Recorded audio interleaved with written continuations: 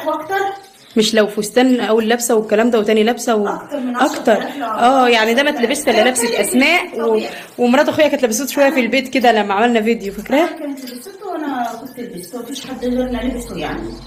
فستان ما شاء الله جديد، انا عامله عليكم انتوا ولمصلحتكم، انا مش هيشاع عن حد. ربنا يا رب يرزقك يا ام هاجر، انت صاحبه القلب الطيب.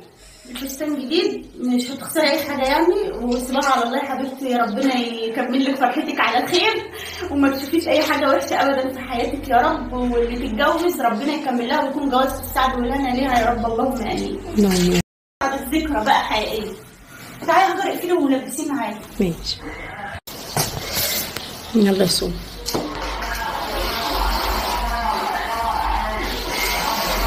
بس عندي بقى الدريس اللي هو بتاع الخطوبه.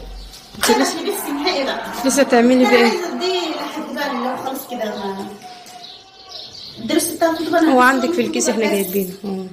استنى مش عارفه هو راح فين. هي لابسه واحده كانت لابسه في يوم الخطوبه بس زي ما هو جديد اهو. جديد حتى جوه وبره برضه. ما هو ما اتلبسش خالص.